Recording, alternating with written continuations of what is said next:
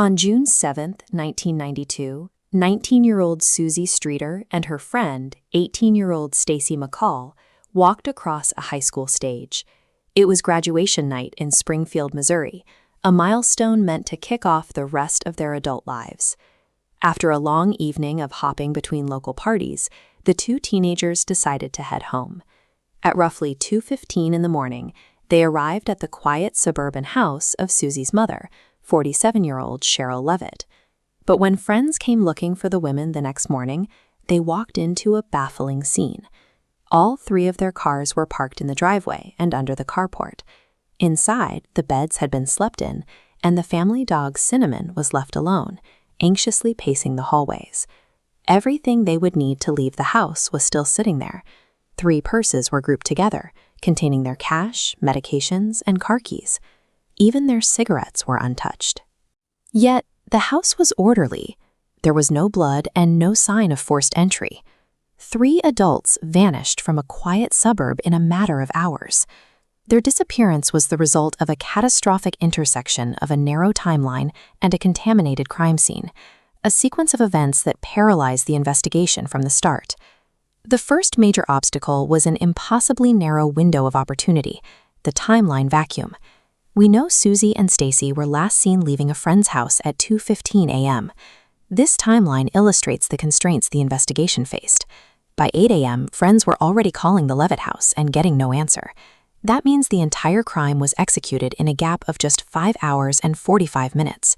Within that tiny time frame, an abductor had to break in, physically subdue 3 adults, force them out the door, and transport them completely out of the area. Pulling off a triple extraction is a massive logistical challenge. Doing it in the middle of a densely packed residential street without waking a neighbor or triggering a single noise complaint borders on the impossible. Whoever orchestrated this operated with terrifying efficiency. They moved fast and left no obvious struggle, leaving law enforcement with 0 margin for error in those critical early hours. That margin for error was erased the next morning. Because the house showed no obvious signs of violence, up to 20 well-meaning friends and family members walked through the front door to look for the women. Without realizing they were standing in what should have been a pristine scene, this search party touched doorknobs, wiped down countertops, and used the home's bathrooms. Friends played the messages on the answering machine, hoping to find a lead on where the women had gone. They discovered a suspicious, sexually explicit voicemail, but the group accidentally deleted it before police could listen. Outside on the front porch, the glass globe covering the light bulb had been shattered. Assuming it was a hazard for barefoot guests, a friend swept up the broken shards and threw them in the trash, destroying the only physical evidence of a struggle. Through this cascade of accidental interference, the search party wiped the perpetrator's physical footprint clean. Before detectives even crossed the threshold, the house had been transformed into a permanent forensic dead end. The absence of physical evidence created an investigative void, and almost immediately that void was filled by wild local rumors and urban legends. This graphic breaks down the most persistent theory, that the women were buried beneath the foundation of a new parking garage at Cox Hospital. But city records show construction on that site didn't actually begin until a year later, in September 1993. Because the house yielded no usable fingerprints or DNA, and local tips led nowhere, police were forced to pivot their attention toward violent drifters and repeat offenders operating in Missouri during the summer of 1992. One of those men, a convicted murderer named Robert Craig Cox, has spent years taunting investigators.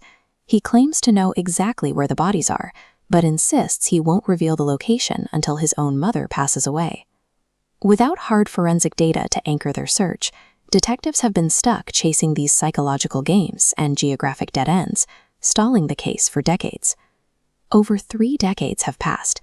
Investigators have fielded more than 5,000 tips stretching across 21 states, yet the physical location of the women remains a total mystery. Sherrill Levitt and Suzie Streeter were legally declared dead in 1997. Even so, surviving family members continue to hold out hope that a late-stage confession might finally bring them home. This outcome was made possible by a suffocatingly tight window of time and accidental human error in the early hours of the search. The Springfield Three case illustrates the extreme fragility of a murder investigation.